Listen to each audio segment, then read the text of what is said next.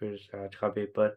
ओ guys, आज था मेरा ओसीएम का पेपर और आज क्या बताऊँ, आज मतलब इतने टाइम से मैं पेपर लिख रहा हूँ। पूरे 12th में मेरा आज तक कोई पेपर छूटा नहीं था, बट आज पेपर में बहुत क्वेश्चन मीन्स आधा आधा क्वेश्चन छूट गया। तो मैं पूरे फिर बताता हूँ कि आज मैंने क्या क्या किया। तो पहले तो कल मैं ये बता देता हूँ कि कल मैं घूमने गया था, तो कल तो मैंने पूरे दिन नहीं पढ़ा। फिर मैं आज सुबह भी उठा, तो आज मैंने पूरे दिन में मीन्स सुबह उठने के बाद भी मैंने सोचा कि क्यों अभी घर में बैठ के पढ़ना है, आराम से कॉलेज में आके पढ़ूंगा। तो आराम से गया लाइब्रेरी में, जितना भी 1 घंटे में डिफरेंस में पढ़ पाया मैं उतना पढ़ा और गया एग्जाम में। अब आता है मेन टॉपिक, एग्जाम। एग्जाम में जैसे बैठा, मैंने ये डिसाइड करके रखा था कि 8 मार्क्स के क्वेश्चन में या तो मार्केटिंग रहेगा या तो कोई और चैप्टर रहेगा, बट मार्केटिंग के ज़्यादा चांसेस होते हैं, और वैसा हुआ भी। मार्केटिंग का क्वेश्चन था 8 मार्क्स के क्वेश्चन में, जो क्वेश्चन नंबर 8 होता है, और वो 8 मार्क्स का एक क्वेश्चन होता है। तो मैंने देखा, मैं बोला वाह मार्केटिंग का क्वेश्चन है। फिर मैंने देखा कि मार्केटिंग का ऐसा क्वेश्चन है जो मैंने पढ़ा ही नहीं है, और वो मैंने पढ़ा नहीं है, और मैं बोल रहा हूँ कि अब मैं करूँ क्या? फिर लकीली उसमें एक क्वेश्चन मिल गया जो था बैंक, टाइप ऑफ बैंक्स। तो वो मुझे अच्छा लगा कि हाँ चलो, ये मैंने पढ़ा, ये मैं कर लूँगा। अब आते हैं पेपर लिखने पे। पेपर जैसे मुझे मिला, मैंने सबसे पहले बॉर्डर्स ड्रॉ किए, जितने-जितने बॉर्डर्स थे कि हाँ, ये प्रेज़ेंटेशन में अच्छा लग गया, ये, और वो पूरा अच्छे से ड्रॉ कर डाला। और फिर उसके बाद ड्रॉ किया, और फिर मैंने सबसे पहले पता है क्या सोचा था कि मैं 8 मार्क्स का जो क्वेश्चन है उसको सबसे पहले मीन्स अपना अटेम्प्ट करके पूरा खत्म कर दूँगा, ताकि बाद में स्ट्रेस ही ना रहे ना। बट ऐसा नहीं किया मैंने। मैंने ये सोचा कि पहले मैं एक अपने अपने दिमाग को एक बार थोड़ा टाइम देता हूँ कि क्या-क्या वापस ये याद करे, और फिर मुझे जब ये सब कुछ याद होगा तब मैं लिख डालूँगा, है ना? राइट? तो फिर मैं सबसे पहले पता है क्या चालू किया? सबसे पहले मैंने ऑब्जेक्टिव चालू किए। ऑब्जेक्टिव्स के क्वेश्चन मीन्स मैंने सबसे फर्स्ट पेज पे करेक्ट अल्टरनेटिव जो वाला जो क्वेश्चन रहता है, जिसमें ऑप्शन सेलेक्ट करने रहते हैं, वो एक पेज पे लिखा। दूसरे पे ट्रू एंड फॉल्स अलग पेज पे लिखा। तीसरे में ऑड मैन आउट अलग पेज पे लिखा। चौथे पे जो भी क्वेश्चन था वो अलग पेज पे लिखा। ऑब्जेक्टिव्स के सारे पे क्वेश्चंस अलग-अलग पेज पे लिखे। फिर उसके बाद मैं गया क्वेश्चन नंबर 8 डायरेक्ट लिखने। मैंने डायरेक्ट 1 के बाद क्वेश्चन नंबर 8 अटेम्प्ट कर डाला, और फिर वो अटेम्प्ट किया, और फिर मैंने वो पूरा लिखा। फर्स्ट में मैंने मीनिंग लिखे छोटा-सा, और फिर उसके बाद मैंने इंट्रोडक्शन लिखा 4 पॉइंट। फिर उसके बाद मैंने नेक्स्ट पेज खाली छोड़ दिया। अब क्यों खाली छोड़ा मैं बाद में बताता हूँ। वो मैं बताता हूँ कि क्यों मैंने खाली छोड़ा, वो एंडिंग की बात है, क्योंकि वो मैं पेपर के एंड में कुछ उस पे करता हूँ। पूरा पेज खाली छोड़ा, और फिर उसके बाद मैं आगे वाले पेज पे पूरा टाइप्स ऑफ बैंक धाड़-धूड़ लिखने बैठा।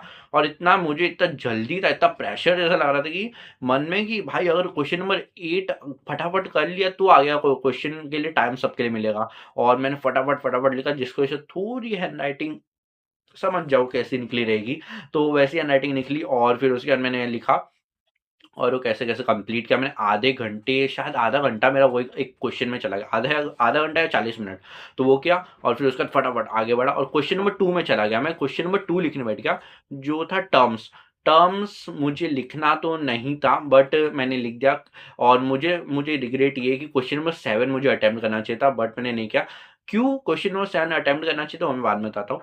बट अभी मैं बता देता हूँ, क्वेश्चन नंबर 2 मैंने अटेम्प्ट किया, जो था टर्म्स। और टर्म्स मैं बिल्कुल अच्छे से नहीं पढ़ के गया हूँ। और जिसमें भी टर्म्स वाले क्वेश्चन रहते हैं ना, जो भी कोई भी सब्जेक्ट हो, मैं पता नहीं क्यों अच्छे से पढ़ के नहीं आता हूँ, और पढ़ के आता हूँ तो मुझे वो याद नहीं रहते। मैं हमेशा वन वर्ड में लिख के आता हूँ।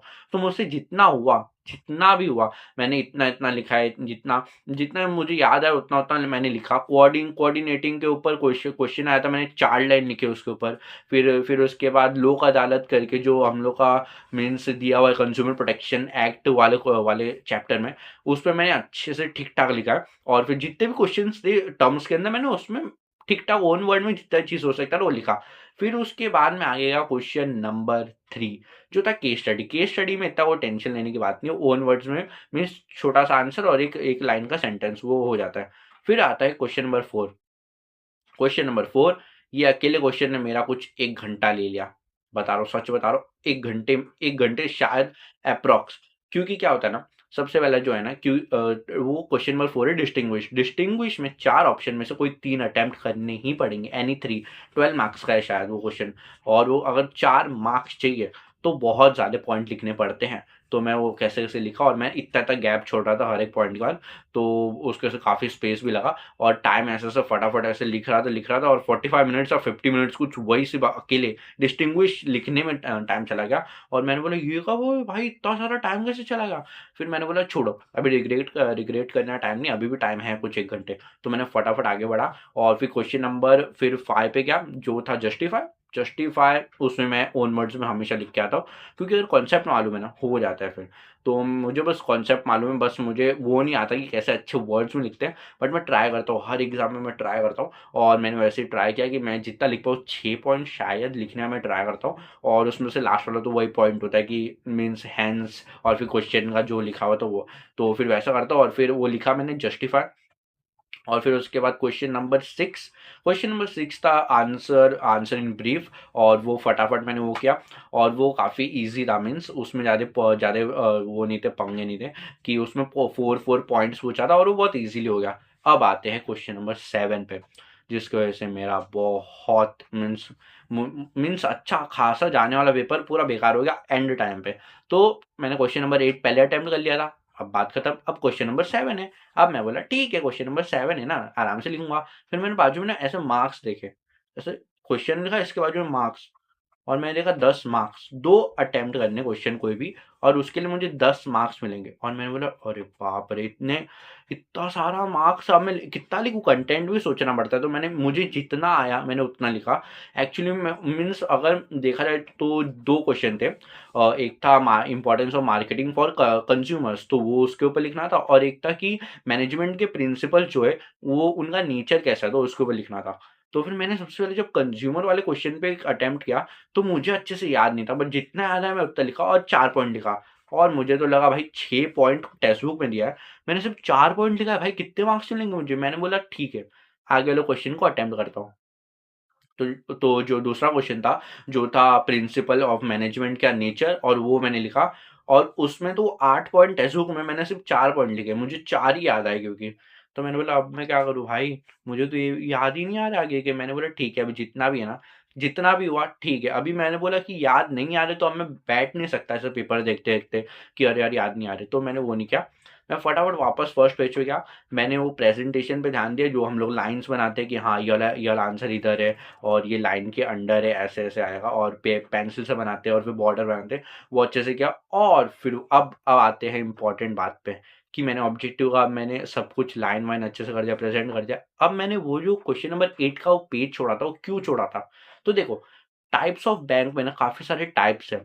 तो अगर ऐसे नॉर्मली आंसर लिख दोगे ना, तुमको ठीक-ठाक मार्क्स मिल जाएँगे। बट मेरे दोस्तों ने जितने भी वो क्लासेस में जाते हैं या जितने भी मीन्स पढ़े बहुत ज़्यादा अच्छे अच्छे इंस्टीट्यूशन में वो पढ़ते हैं, मीन्स क्लासेस वाले इंस्टीट्यूशन की बात कर रहा हूँ।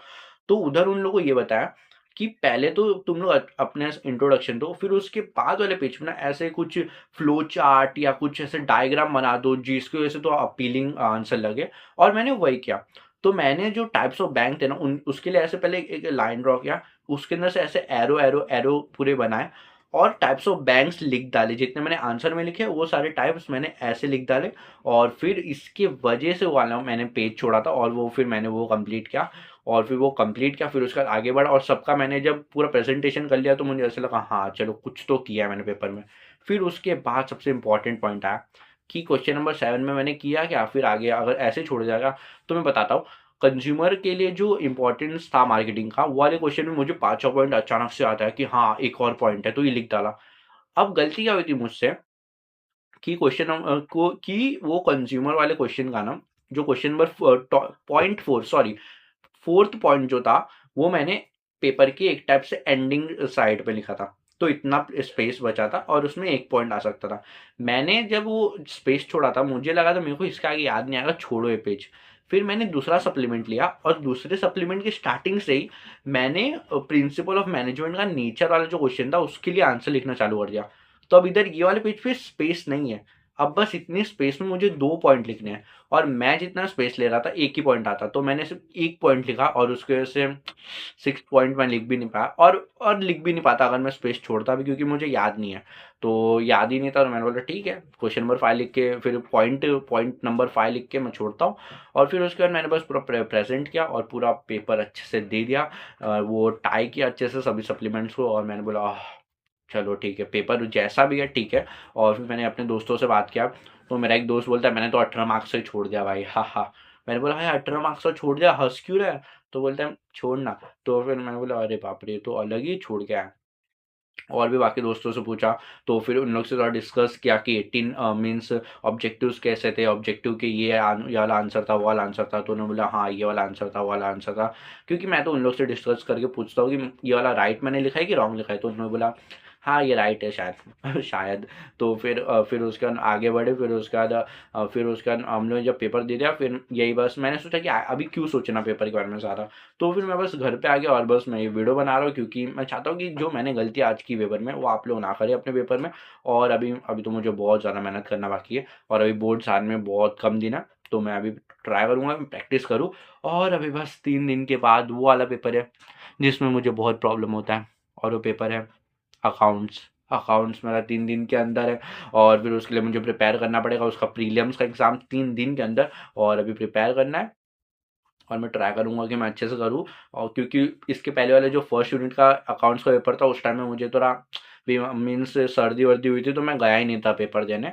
तो फिर अब ये वाला मैं पेपर दूँगा और मैं फर्स्ट टाइम ऐसा पेपर दे रहा रहूँगा, और इसीलिए मुझे अभी तो अब थोड़ा ज़्यादा मेहनत करना पड़ेगा।